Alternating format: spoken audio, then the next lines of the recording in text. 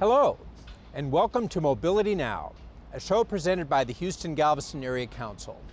I'm Jeff Taebel, H-GAC's Director of Community and Environmental Planning. Over the past few years, H-GAC worked with community leaders, bicyclists, and local transportation experts to develop the 2040 Regional Pedestrian and Bicycle Plan. On today's show, we will discuss bicycling as an alternative mode of transportation. To see what that would look like, let's take a look at a video on cycling as a commute solution. A bicycle commute starts by making important decisions ahead of time. Whenever you're able to drop your clothes off at the office as opposed to try and pack them in. But there have been times where I've thrown a pair of shoes in there, thrown a dress shirt in there, and just do your best to hope you're not too wrinkled when you get to work. Identifying the best route to your place of employment is key to an enjoyable trip to work. Remember that the best route is usually not the same route you take in a car. You know, a bridge like this is fantastic. It can make all the difference in a person's commute. It's beautiful. I get a look at the bayou. Most importantly, I'm safe and I'm out of traffic. Be prepared to take side streets and look for trails that are not full of busy traffic. When you do ride in traffic, obey all signals and be aware of your surroundings. Don't use headphones. Before you take your first ride, make sure you are prepared and have the right gear. Safety is critical. Always wear a helmet. Gotta protect your head. Kind of have your straps pre-adjusted in advance. Make sure you have enough room for the strap to move slightly so it's not too tight. Wear comfortable clothes that can help you stay cool and dry, but also that can be easily seen by motorists. Well, it's important. As I started to bike to work, I found out that if you could actually get clothing that's made for outdoor recreational use or biking, it's going to get dry a lot faster. You're not going to get as soaking wet when you're at the office, and actually high visibility is incredibly important. If the motorists can't see you, then you can't really expect them to respect you or give you the room you need on the road. Looks like I might have a little rain today, so bring a raincoat just in case.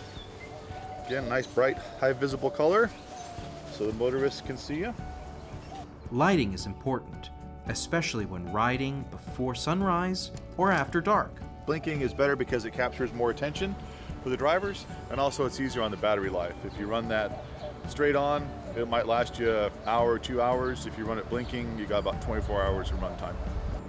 Getting the right bicycle for your body size and cycling abilities requires doing some research. Learn some basic cycling hand signals to communicate with people around you. Always ride in the same direction of traffic. Be alert and plan ahead for unexpected circumstances. But always enjoy the ride. Feel the excitement of an energetic physical activity. Bicycling to work can be a step-by-step process. Enjoy the benefits of riding with a neighbor or coworker. But always keep a good attitude while you get used to this new mode of transportation. The benefits of bicycling to work are many.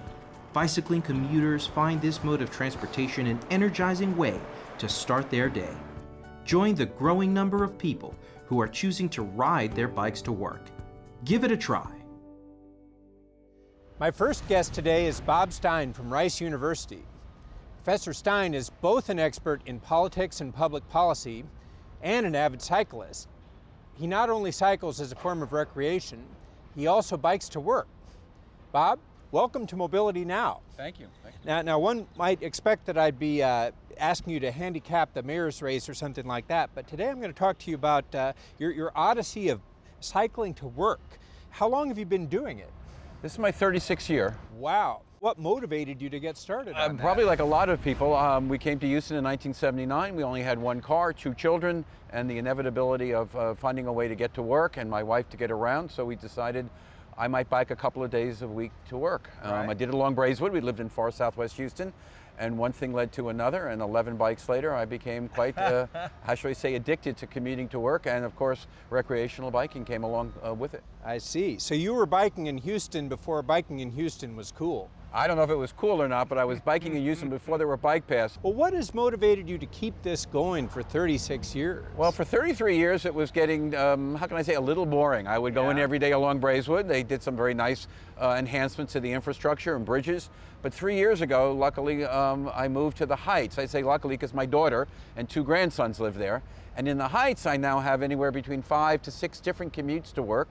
I come down the Heights bike trail, I come down White Oak Bayou, I can go to U of H downtown, take Buffalo Bayou, the new bike trails that go all the way up to Dunleavy, drop down from Dunleavy to Rice. Sometimes I take the Columbia Tap all the way around. Sometimes I take Texas Avenue all the way down to 75th and Griggs and come around to McGregor, but all of which are delightful rides. And as you know, Houston is a 12-month of a year city. If it gets cold, it's actually nice compared to the hot summers. And although I think traffic has gotten much worse over the years, we've obviously doubled in size, I find it a very, bike-friendly area. I teach and do research with colleagues in all over the country. I go to Portland, Oregon. I go to Seattle, Washington, Palo Alto. And when I tell my friends I commute 25 miles round trip, and I hardly have maybe more than 5 miles on the road, they look at me like I'm living in I think I live in downtown Manhattan and Houston Street and not Houston. But Houston doesn't get a fair rap. It is a city where you can commute, and particularly now with the Columbia Tap, Buffalo Bayou, and more importantly, I think there are a lot of support groups that will teach you how to commute. There's lots of opportunities for getting support. But what would you say are some of the things that the joys you'll experience if you do this for a long time? The obvious ones, I think, I can't speak to the health benefits. That hasn't hurt me yet. I think one of the other things I like a lot about it is you meet a lot of people. When I first started commuting, there weren't a lot, but there were very interesting people. And not just bikers, but joggers. If you think of these bike paths, walkways, trailways, it's an integrated community. I'll sometimes stop and see the same people over years and talk to them for about a half hour. I think the other is you get to see parts of the city you wouldn't normally see if you were driving to work, taking a bus, or even the rail. Of course, Buffalo Bayou and the entire system of trails that goes from downtown all the way out to 610 Loop through Memorial has a lot of interesting stores and restaurants and places. So I think it's just a lot of fun. When I decided to move to the Heights, I didn't realize how many people I knew who had biked and walked and hiked on the trail found out. And when I was coming home one April evening, just before we moved, just near the Jewish Community Center, one of my very good friends, Noreen Horde, had 3 or 4 bottles of champagne and a farewell party. I had 2 glasses of champagne, and it was hard to get home. So what are the things that have changed the most for the better since you started? You mentioned a number of them, but are there some things that you've really seen improve, new trails, new facilities? Well, new trails, clearly.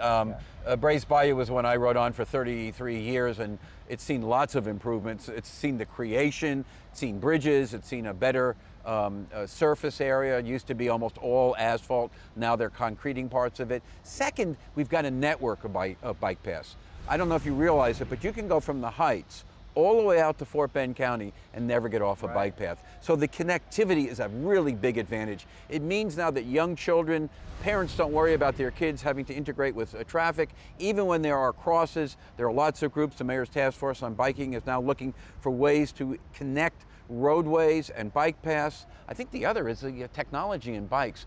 There are a whole new generation of what are now we call commuter bikes that are really much more friendly, more comfortable, more durable, and don't require you having a mechanic's PhD to fix them up.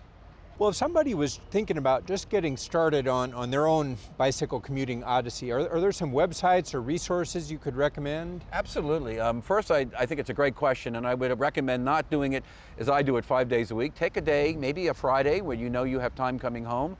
Bike Houston is a wonderful website, www.bikehouston. It has all the do's and don'ts of getting ready to commute. Everything from what clothes you should wear, how you should figure out a route, what lighting you need. And again, what I would do is start off comfortably, make it fun. Make it an activity that you're looking forward to, not something that's, as we often do, find drudgery on Monday morning. Thank you, Bob. When we come back, more about the growing cycling trend in the Houston-Galveston region. Don't go away.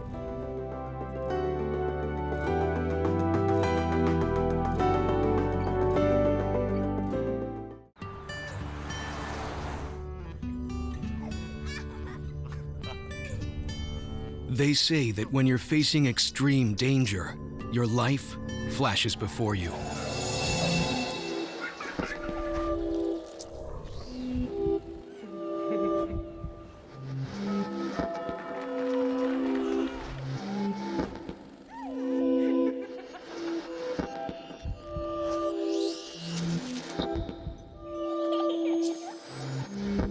If you think that's sad, consider facing it before you even have enough life to flash before your eyes. Car crashes are a leading killer of children 1 to 13. Deaths and injuries can be prevented by using the right car seat. Visit safercar.gov/the-right-seat to know what is appropriate for each age and size.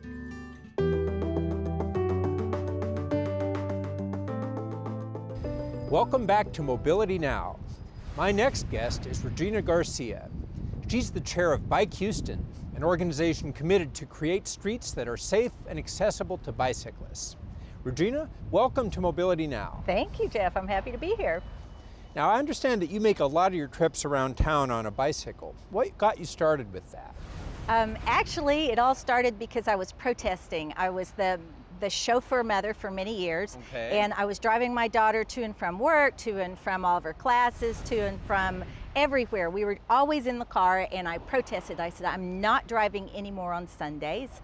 And then it became so much fun, you know, something for us to do together on Sundays, that we tried to expand it to Mondays. And so we just kept reducing the use of our car little by little, because we were having so much fun riding our bikes places. Well, you make it sound like fun. It is fun. Tell me about some of the other trips you make on your bike. Well, I ride to and from work every day on my bike. I rode here today on my bicycle.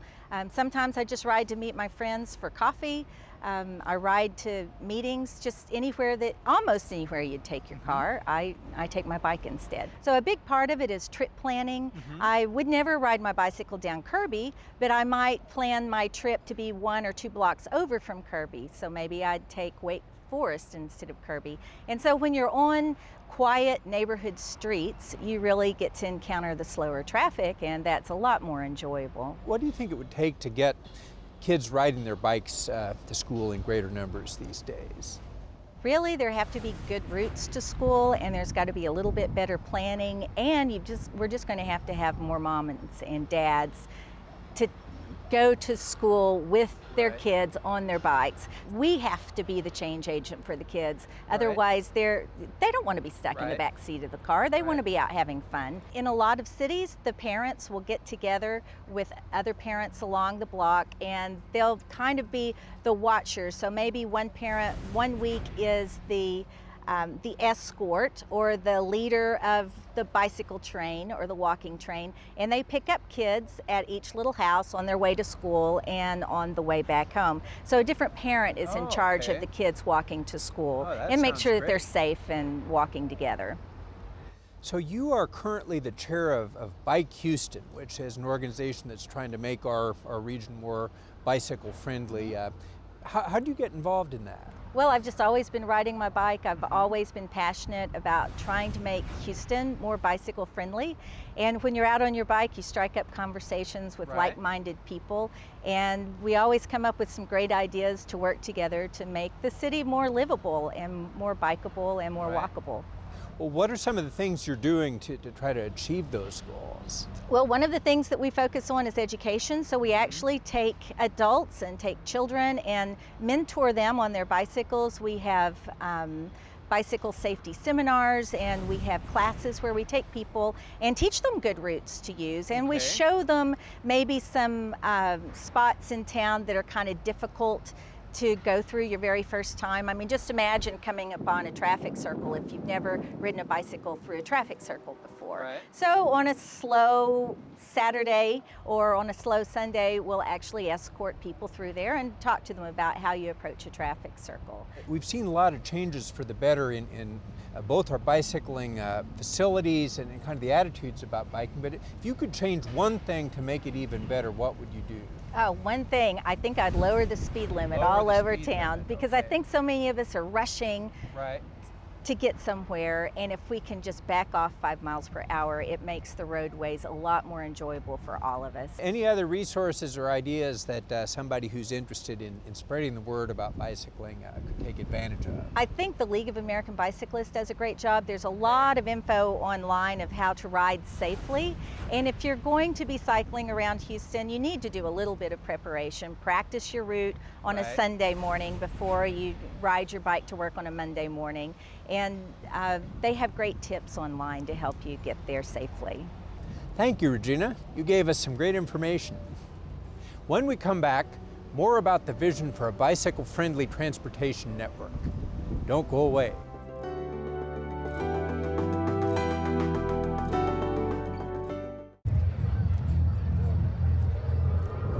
Looking for these? You drive buzzed. It could be one very expensive ride.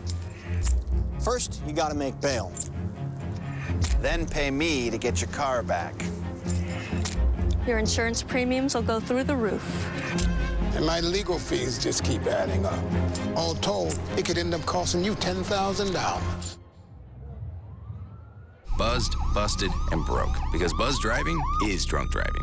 Tens of thousands of commercial vehicles travel our roads each day, idling, crawling, accelerating, making the air we all breathe a little less breathable. If you manage a professional fleet, the Clean Vehicles program from the Houston-Galveston Area Council has funds available to upgrade you to cleaner technologies. From vehicle replacements and conversions to retrofits, funding options are available to help clean the air and update your fleets. Contact Clean Vehicles today, and we can all breathe a little easier.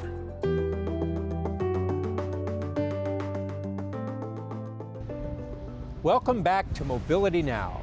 Enhancing our bicycle network will provide transportation options while improving public health and creating economic opportunities. What is it going to take to build the necessary infrastructure to do that? Someone who can help us answer that question is Ana Ramirez from the Texas Department of Transportation.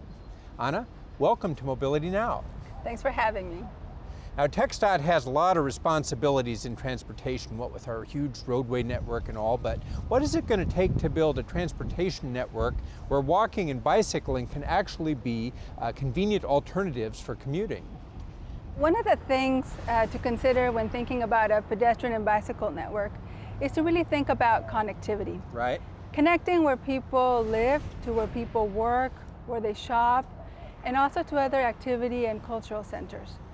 Connecting those segments of pedestrian and bicycle facilities that may have some discontinuities, and really thinking about a continuous network. Right. One of the things it's going to take is for local agencies to think creatively about funding sources. Right. Beyond federal and state funding, thinking about public and private partnerships. Right. Well, you know, we're seeing so much building in this area right now. It seems like we ought to be able to harness some of that energy with all the private sector development going on, but it is going to take more coordination. Tell me about some of the things that TxDOT is doing to help with making those connections better. Well, it is within TxDOT, every roadway construction or roadway improvement, TxDOT always considers pedestrian and bicycle facilities. Right. TxDOT is also a liaison between the federal and local governments. Right. We not only oversee, plan, review, and have construction oversight over projects that have been funded with federal funds, but we facilitate the implementation of pedestrian and bicycle projects by guiding local entities in the process of being able to apply for federal and state funding, as well as advise on design standards. Right. During the scoping, project development, and project conception phases. What is driving all this new interest in bikes and walkers at TxDOT? You know, Jeff, there are several drivers. I think overall we can think about the Houston economy, and we can think about job growth. It attracts people from really across the country, from different parts of the world, especially young, skilled workforce. The Houston area has to start thinking about addressing quality of life issues. Right. And part of that is because we want to keep Houston competitive, and we want to keep the environment, the business environment in Houston competitive by really harnessing and improving our quality of life to keep people coming to Houston for job opportunities, but also wanting to remain. Right. And an important part of that is creating bicycle and pedestrian facilities. Right. The reason for that is that as we create more bicycle and pedestrian facilities, we have greater access to parks, to recreation, You have improvement in health because you have increased physical activity, reduction in congestion. You also have reduction in air pollution. Right. Another driver has been really the increased interest in mixed development. Mm-hmm. For example, mixed development such as the one you might find in city center, Right. where you have commercial and urban development or residential development combined. Once those things are closer together, it's a lot easier to think about walking or bicycling than when they're all separated out on a long roadway, for example. That is correct. Proximity is going to create ease in bicycling and walking to everyday facilities. Right. There's also been increased interest in residential development with greater access to pedestrian and bicycle facilities. Mm-hmm. For instance, the Woodlands. They have over 200 miles of hike and bike trails, and that, I think in terms of pedestrian and bicycle facilities, it's become a real catalyst for economic and urban development. Tell me about the project, since you've been at TxDOT, bicycling project that you're the most excited about.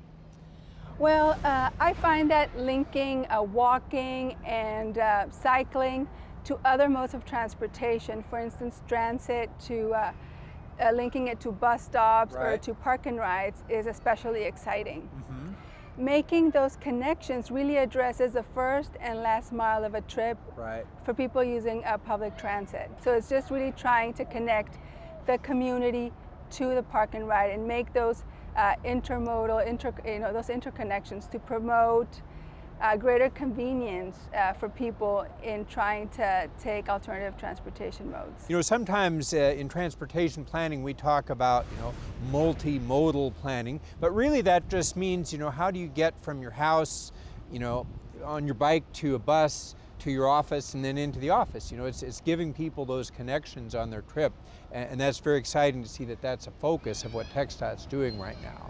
I think you're right, Jeff, because some people may decide to cycle to access a park and ride. Some people may decide to take the bike on the bus, on the transit system, to make it more convenient to use alternative transportation modes. Well, Anna, any other tips you'd have for somebody who may be considering bicycling to work? Well, I think the first thing is to do it safely. One of the main things would be first plan out your route. You might want to look online. The Houston-Galveston Area Council, they have the Regional Bikeway Viewer. After you planned out your route, you might want to have a practice run during the weekend. Identify a couple of hotspots you might want to avoid. Gauge how long it takes, gauge how confident you feel. If you haven't cycled in a while, you should definitely go and have a tune-up, check your chain, check your brakes. Make sure to have a helmet, make sure to have some white lights in front, red light in the back. Take some water, enjoy your ride. Well, thank you, Anna, for joining us today. That was some great information. Nice being here. When we come back, how a local government is building a bike-friendly network for its residents. Tens of thousands of commercial vehicles travel our roads each day, idling, crawling, accelerating, making the air we all breathe a little less breathable. If you manage a professional fleet, the Clean Vehicles program from the Houston-Galveston Area Council has funds available to upgrade you to cleaner technologies. From vehicle replacements and conversions to retrofits, funding options are available to help clean the air and update your fleets. Contact Clean Vehicles today, and we can all breathe a little easier.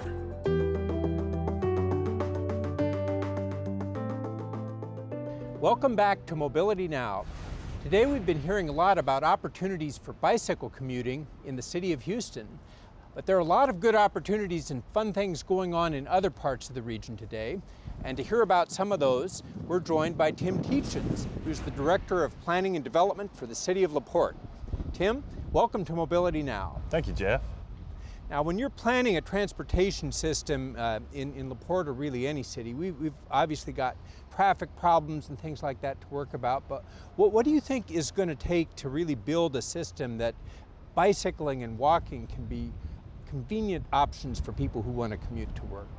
Well, I think it needs to be near the land uses that are generating the traffic, as well as those centers that they want people want to go to, such as schools and commercial centers and recreational areas, things like that. When you mix those land uses together and connect them with hike and bike trails, it's only logical that people will begin to use them, and that's exactly what we've seen out in La Porte. What are some of the things that La Porte's been doing to create that great bikeway network you've got? Right. We have in 2003 we adopted a component of our comprehensive plan, which is a bike and pedestrian network, 38-mile plan, but as you know, it's not just the plan that's important, it's implementing that plan, building the system. So we have actually, at the time we adopted that system, we had about 2.5 miles of hike and bike trail in the city. Since that time, we have built 14.5 more miles to that system, which represents about a 600% increase in trail systems. And it was important to us to build a system that linked the industries in our side of town to the job holders. And there are a good number of people who live fairly close. That's the kind of one of the advantages to living in La Porte is you're very close to employment. And these people can hop on a bike or even walk in many cases. Well, of this network you're building, what's the one project that you're the most proud of, or if it's a planned project that you're the most excited about? I would have to say that'd be our Fairmont Parkway spine, which is, it's a spine that really links the east and the west side of town.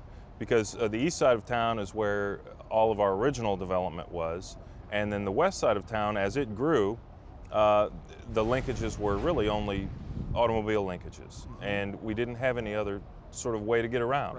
So the Fairmont spine links all those sides of town, plus the spurs that go off of that get into the neighborhoods. Well, Tim, thanks for joining us today. That was some great information. My pleasure, Jeff. Thank you.